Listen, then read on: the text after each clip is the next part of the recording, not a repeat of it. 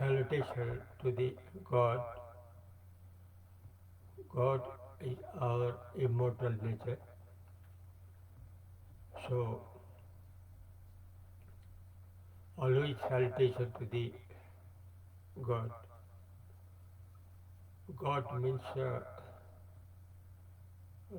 which is always remains, which remains, which is self-enlightened always, and which is always is a pleasure. God means always our immortal nature. God's God means our immortal nature. God means which always remains, uh, which always remains, immortal and self-enlightened, and with the full pleasure. God means the same our nature, our immortal nature is. So we should follow our immortal nature, that is God. I describe this in Hindi language, Nepali language, and Sanskrit language also. परमात्मा जो है वास्तव में हम लोगों का अमर स्वरूप है। परमात्मा जो है, जो ध्रुव सत्य है, जो शाश्वत सत्य है, वो हम लोगों का, मानव का, संसार का, हम सब लोगों का यथार्थ स्वरूप है। जो कल परसों मर सकता है वो हम लोगों का असली स्वरूप नहीं हो सकता। जो शाम कल परसों तक भी मर सकता है वो हम लोगों का अमर स्वरूप, परिपूर्ण स्वरूप, यथार्थ स्वरूप नहीं है। परमात्मा है जो हरदम रहता है, उसका कोई लिमिटेशन नहीं है, कोई सीमा नहीं है। कल परसों ऐसा कोई लिमिटेशन नहीं है, सीमित नहीं है, असीमित है, unlimited. So our actual nature also is unlimited. Unlimited is only God. So we all belong to the God. परमात्मा ही हम लोगों का यथार्थ स्वरूप है, जो हरदम रहता है, जहाँ आनंद ही आनंद है, जहाँ अपना स्वयं प्रकाश से सदा प्रकाशित रहता है, जो शुद्ध अनुभव के रूप में हरदम रहता है। यही हम लोगों का असली स्वरूप है।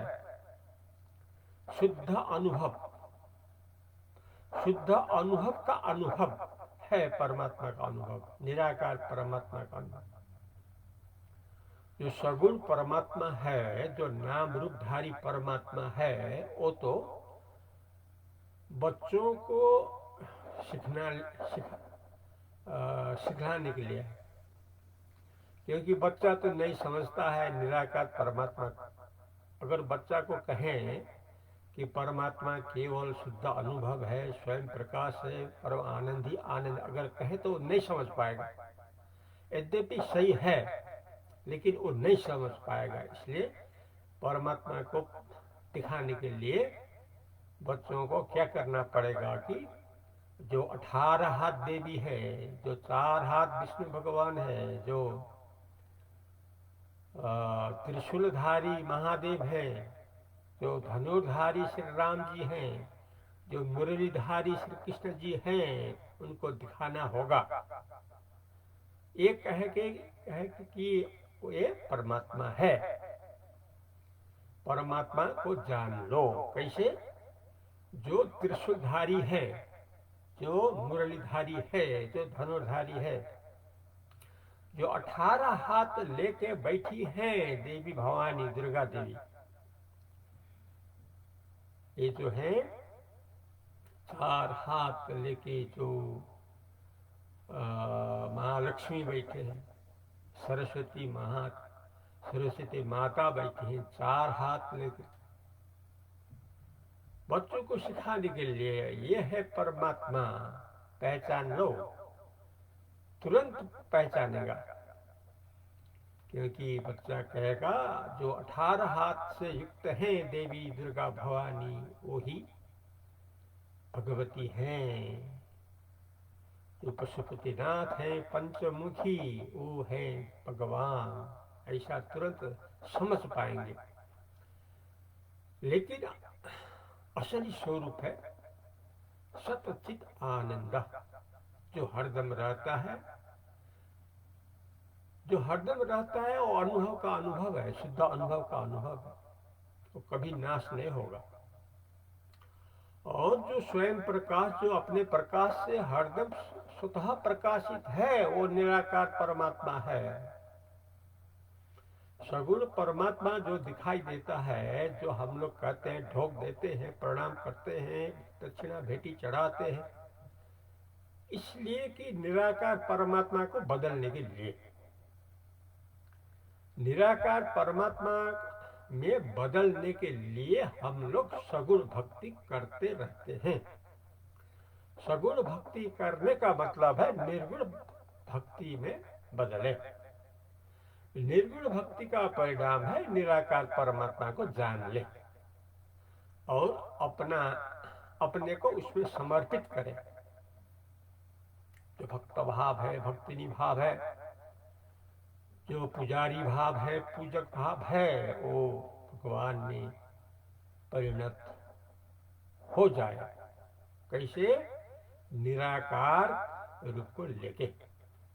निराकार परमात्मा का स्वरूप है जो हरदम रहता है, अनुभव का अनुभव, जो अपने प्रकाश से सदा प्रकाशित रहता है, स्वयं प्रकाश, जो सदा आनंद ही आनंद है।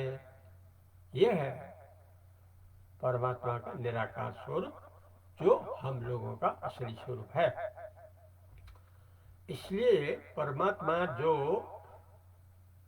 हम लोग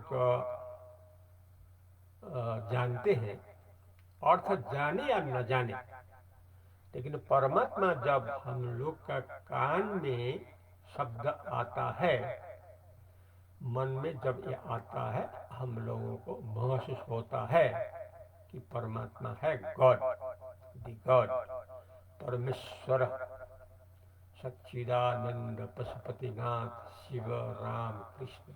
हम लोग सहज से ही मालूम हो जाएगा परमात्मा के शब्द से। इसलिए निराकार परमात्मा का जो स्वरूप है वह है अनुभव का अनुभव, स्वयं प्रकाश से सदा प्रकाशित और आनंद ही आनंद, केवल आनंद ही आनंद।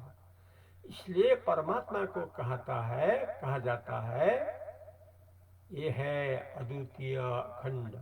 अद्वितीय अखंड, अद्वितीय मतलब वहाँ दूसरा वास्तव में कुछ नहीं है।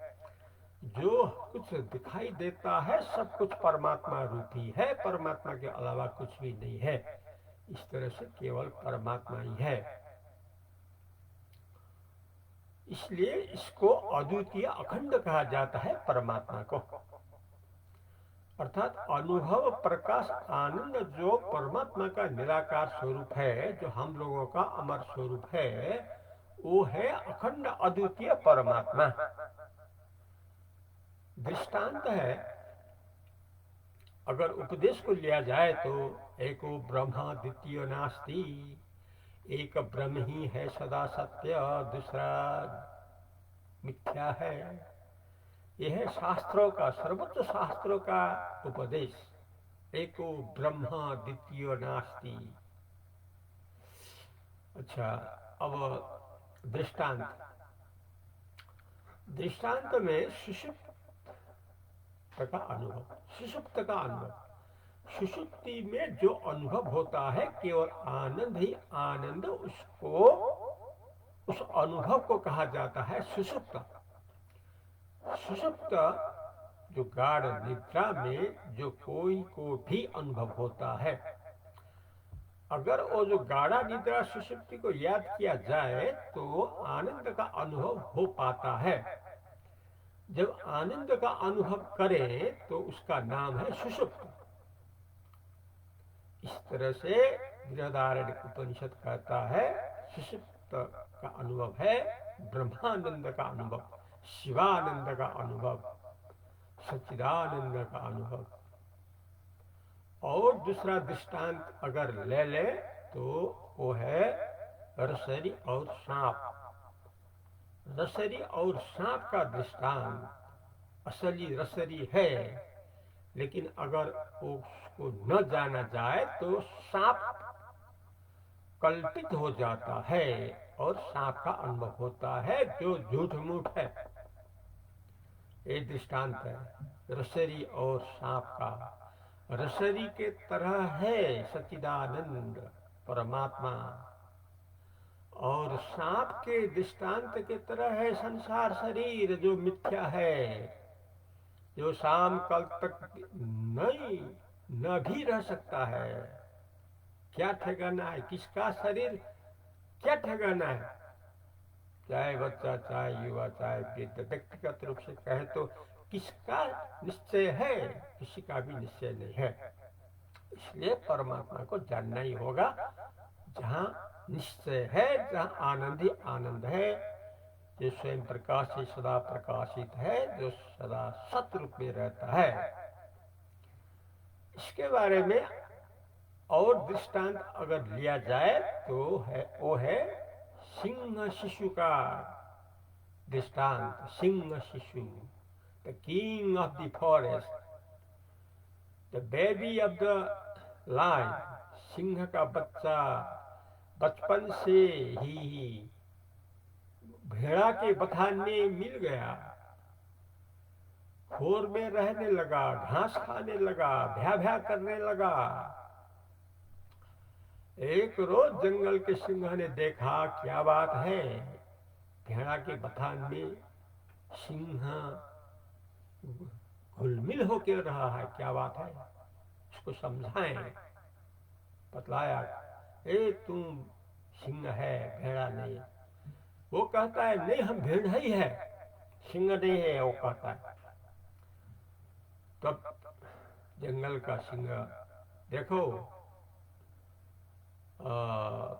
हमारा जो शक्ल है, मुंह नाक आंख, और तुम्हारा मुंह नाक आंख, और नजदीक जो पोखरी है, पानी पोखरी, उसमें एक तरफ तुम रहो, एक तरफ हम रहेंगे, दजाओ, तुम्हारा मुंह और हमारे मुंह दजाओ। भेड़ा से मिलता है या हमारा मुंह से मिलता है, दजाओ। दजाया, मिला, भेड़ा से नहीं मिला, सिंह से मिला। वो उसको विश्वास हो गया, हम सिंह ही हैं, भेड़ा नहीं है।